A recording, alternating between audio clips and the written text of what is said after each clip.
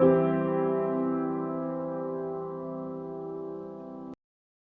and welcome to my channel, Thriving, Not Just Surviving. I'm your host, Charlie Henry. This channel focuses on health, wellness, longevity, beauty, everything you need to look and feel your best as you get older. If that sounds like something you'd enjoy, please hit the subscribe button and the notification bell. In today's video, I want to detail the exercise plan I followed that has kept me in shape for decades. I've kept the same weight since my 20s and I'm now in my 40s. I'm a qualified personal trainer, and although I no longer make a full-time income from that, it is still a passion of mine. I see so many people struggling year after year, especially at this time of year when people tend to overeat. For those of you who live in the Northern Hemisphere, you know what I'm talking about. And then struggle for months to lose the weight. Often not even losing it, so every year they get more and more unhealthy as their weight climbs. I don't want that for you. I want to give you strategies to keep your weight down, and not just during the holiday season, but throughout the year. In addition to detailing my exercise plan, I'm also going to give you all my tips on how to motivate yourself to create a consistent exercise habit that persists year after year. I did do a part 1 of this series in which I talk about what kind of food I've eaten to stay in shape for decades. I'll link to that video below. Before we get started, I want to touch briefly on why we should be aiming to build a consistent daily exercise regimen, because although the health benefits of exercise are pretty well known, most people still focus mainly on the effect it has on our physical appearance. I was no different. When I was in my 20s, I wasn't worried about longevity. Most young people aren't. My motivation to exercise, if I'm being honest, was vanity. I went to the gym because I wanted to look good. But as I got older, this attitude began to shift, because now I've been exercising consistently for over 20 years and I've really seen the difference in my health versus many of the people I went to school with who haven't exercised consistently during that time. The difference is quite remarkable. Not only do many of my high school contemporaries look older, many of them have chronic health problems associated with being overweight, things like diabetes, heart problems, hypertension. These days, my motivation to exercise comes from how it makes me feel on a day-to-day basis, as well as the good I know it's doing my body on the inside. The fact that it makes me look better in a swimsuit is an added bonus, I'm not going to lie, but it's no longer my primary motivation. I really want you to focus on what your motivation is and why it is important for you personally to exercise, because it is an important thing to understand. If your motivation isn't strong enough, you won't stick at it. Do you want to live longer so you have more time to spend with your loved ones? Perhaps you want to have more energy to play sports with your kids. Or maybe you simply want to feel happier and more motivated on a day-to-day basis. And yes, maybe you simply want ripped abs and a tight butt. Whatever your motivation is, it doesn't really matter, but be clear about what it is. If you're exercising because other people have told you you should do it, but deep down you don't really believe you need to, then you won't be successful at creating a consistent routine. It has to be personal, and it has to be something that matters deeply to you. Now, this mindset piece is really, really important, so I'm going to return to it again at the end of the video, but now I want to dive into the nitty-gritty of the exercise itself. I'm going to keep it really simple because, as I said this, and I said this with diet, we are all different, our bodies are all different, and that means the same exercise routine isn't necessarily going to be as effective for everybody, but there are some broad rules that if everyone follows, they will get good results, whatever their body type. Tip number 1 is focus on weight training to lose fat. Yes, you heard that right, because even though weight training is now fairly mainstream, I still get people acting surprised when I tell them the best way to lose body fat is to weight train. There are still people out there who think running for hours and hours on a treadmill or outside is the best way to lose body fat. Spoiler alert, it isn't. Weight training creates more muscle density, which makes you stronger and leaner. A body with a high muscle mass needs more calories. In other words, it has a higher metabolism than a body with a lower muscle mass. That means that every day, even on days they're not exercising at all, a muscular person needs more calories simply to exist, which means they're less likely to gain extra fat if they overeat a little on any given day. When I first started lifting weights, I was often the only woman in the weight training section, and other women looked at me like I was crazy. I've heard women saying they don't want to get big and that's why they don't lift weights. If this is you, stop worrying about it. It's impossible for a woman to get as big as a man because we don't have as much testosterone. Yes, if you lift weights, you will look more toned, but you won't get bigger. In fact, you'll get smaller and stop having to worry about every piece of food that enters your mouth. These days, I'm happy to say the weight room is as populated by women as it is by men. So if you're a woman who is not yet regularly weight training, there is no need to feel intimidated. There'll be plenty of other women training by your side when you step into the gym. If you don't know what you're doing, you can turn to YouTube. There are so many YouTube channels specialising in weight training which you can learn from. And if you really can't stand the thought of being in the weights room, you can also join weight training classes. Classes like power pump and legs, bums, tums and kettlebell classes and other such strength-based classes also build great muscle. How many weight training sessions should you be doing per week? It really depends on your goals, but for most people, I'd say between 2 to 3 whole body strength training sessions per week. I do 2 strength training sessions per week, 1 full body standard weight training and 1 full body kettlebell session per week, both lasting around 1 hour.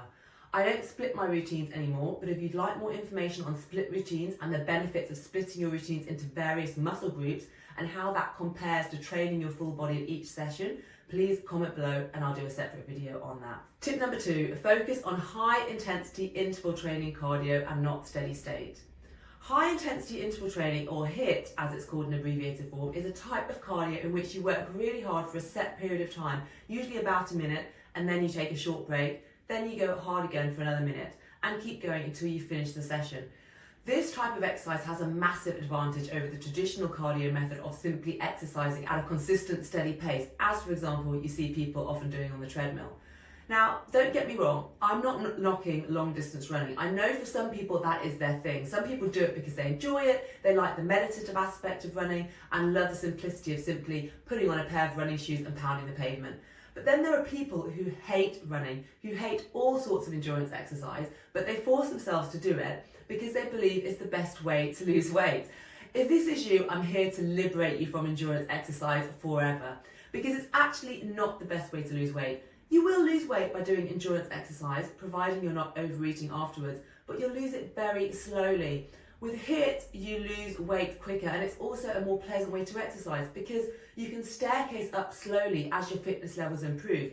If, for example, at the start you're only able to manage 30 seconds of hard work and need a full minute or 2 before you're able to go again, within a few weeks you should be able to get to a minute of work at perhaps 40 seconds of rest and then improve further and increase your interval of work even more. The benefit of HIIT is that because you are resting in between, it means you're able to push yourself harder during the workout intervals, and that's why it's such a magically effective thing for weight loss, because you'll always be pushing your body close to its maximum, which is where adaptation occurs. How many HIIT sessions should you be doing per week and for how long? This is the really great thing about HIIT, because a half-hour session of HIIT is long enough. You can do that 2 or 3 times per week, and as long as you're doing 2 or 3 weight training sessions, you'll soon start seeing a difference. I do 2 HIIT sessions per week, but that's because I also cycle to my office once a week, and it's a hilly 1 hour cycle, 1 hour in the morning and the same again to get home in the evening. For best results, I'd recommend 3 HIIT sessions per week if you're only doing 2 weight training sessions. Because if you're in a sedentary job, as many of us are, you really need to be getting a minimum of 5 exercise sessions per week to keep your weight down and to keep yourself healthy. Tip number 3, don't overeat on rest days. If you follow the advice I've already given, and for example you do 2 weight training sessions per week and 3 HIIT sessions per week, that means you'll be exercising 5 days out of the week. A common mistake people make is to structure this so that they're training hard all week from Monday to Friday, and then the weekend comes, they spend the entire weekend resting and also eat more food and eat less healthily. If you do that, you'll undo much of the good work you've done during the week. But I do understand you want to socialise, and a lot of socialising happens around food and drink. And I also understand you want to rest. And in fact, you need a rest because muscle building doesn't actually happen when we're lifting weights. It happens in the rest and recovery period that happens when we stop lifting weights. So how do we balance these needs? My advice is keep your weekends as active as possible. You don't necessarily have to go to the gym at the weekend, although of course you can if you want to. But if you don't, then try and integrate as much exercise into your daily life as you can. In fact, this is something you should be doing even during the week, not just at weekends. Take the lift instead of the stairs. Walk short distances instead of driving. Get out and kick a ball around with your kids. offer to walk the neighbour's dog. Whatever it is that gives you that extra excuse to move more, take it. Think about and suggest ways to socialise with your friends that involve exercise. Good options here are golf, hiking, or a night out dancing, even bowling, as long as you stay away from all the unhealthy foods they tend to have there. And if you do have time to go to the gym at the weekend and can switch it around so that you have your exercise rest days during the week when you know you are more likely to be a bit more disciplined with your diet, then that is even better. Tip number 4, get 8 hours sleep every night. Now, I know this is a hard one for many people to stick to. There are so many demands on our time and attention now. We've got the ever-present law of TV subscription services, our phones ping with notifications every few minutes, not to mention increasing work pressures. But we really do all have to prioritise sleep over everything I've just mentioned. Sleep is so very important for staying in shape. Your body releases human growth hormone when you sleep, and that helps you to gain muscle and burn fat, but it also keeps the body younger more generally. Also, poor sleep makes your body insulin resistant, which is the precursor for diabetes. You want to be the opposite. You want to be insulin sensitive, which is how you will be if you manage your diet, exercise and sleep effectively. So what about if you can't sleep? First, you should cut down on caffeine. I know it might sound obvious, but many people are unaware that caffeine has a half-life of 8 hours. That means if you're drinking coffee in the afternoon and then battling to sleep, you're probably still too buzzed on the caffeine. Try and cut down to just drinking it in the morning and see if it makes a difference. Also, look at the temperature of your room. Our bodies actually need to be a little colder to sleep well. Finally, if repetitive thoughts are keeping you up, consider learning meditation techniques to train your mind to stillness. I highly recommend a book called Why We Sleep by Dr. Matthew Walker. I did recommend it in an earlier video, which I'll link to below. If you read this book, you'll never prioritise Netflix over sleep ever again. Getting more sleep is the single easiest and most important change you can make to improve your health starting today, and it's completely free. I encourage you to read the book, I'll link to it below. Tip number 4, get your mindset right. This is one that I considered starting with because arguably it's the single biggest reason why people aren't consistently exercising, but it's also the most challenging one to address because it's the thing that people are often most in denial about, and it involves a degree of tough love. Because I am going to give some hard truths here, and some of you are going to find it difficult to hear. Firstly, have a good hard think about your attitude towards exercise in general. Is it a positive one or a negative one? Because most people, when they gain weight, they see exercise as a form of torture that they deserve as punishment for getting out of shape. Does that sound familiar to you? Do you drag your body to the gym with the heavy legs of a condemned man on his way to the gallows? If you do, I'd encourage you to reframe your thinking around exercise. Instead of thinking of exercise as torture, how about thinking of it as a privilege? Because I bet if you had a terrible car accident and lost the use of your legs, you'd spend the rest of your life wishing you hadn't taken them for granted and squandered your chance to run and leap when you still had it. Instead of thinking of exercise as punishment, how about thinking of it as a gift to yourself? Yes, that's right, a gift. A gift of self-care, of health, and a longer life to spend with your loved ones. What about those days you don't want to exercise? Do you just skip it because, after all, exercising is a choice and today you choose not to? No. You need to reframe that thinking. Exercise is now part of your daily routine, no different to brushing your teeth or having a shower. You brush your teeth every day, right? You don't say some days, I can't be bothered to today, I'll just do it tomorrow instead. You brush your teeth every day. Exercise should be no different. And what about that old favourite, I don't have time today? So many people tell me they don't have time to exercise. What they are really saying is, I don't want to spend the time exercising. Instead, they fill their time with TV watching, going to the hairdressers, going to nail bars, going out with friends, washing and waxing their car, scrolling social media, etc, etc, etc. Now, I'm not saying there's anything wrong with doing any of those things. I do all of those things. What I am saying is, don't lie to yourself. Don't tell yourself you don't have the time and then spend your time doing all this other stuff that is actually less important than exercising, because none of those other things will improve your health or extend your lifespan. I can hear you asking me, but don't you have days when you wake up and you just don't feel like exercising? Of course I do. I'm human, just like everybody else. My advice is, on those days you don't feel like going to the gym, tell yourself you will just go and do a 10-minute session, just 10 minutes. If you finish the 10 minutes and still feel like going home, then fine, go home. I guarantee that once you've done at the 10 minutes, you will feel like doing more. And even if you do go home after that 10 minutes, it's still better than staying at home and doing nothing, because at least you've done 10 minutes, which is better than nothing, right? I've used that method for decades, and in all that time, there's only been 2 or 3 times when I did, in fact, go home after 10 minutes.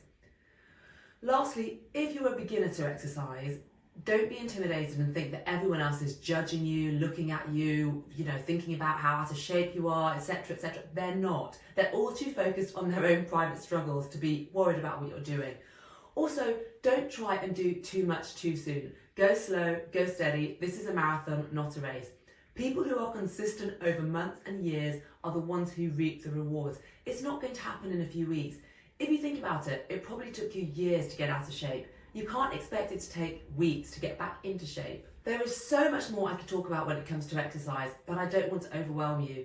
And I want to end on the mindset piece, because I hope that is the thing that if you change it and you do reframe your thinking, it will make all the difference to the success you have. I would love to hear your comments and questions. Please let me know your thoughts below. If you've enjoyed today's video, please hit like and subscribe. Thank you so much for watching, and I'll see you next time. Bye.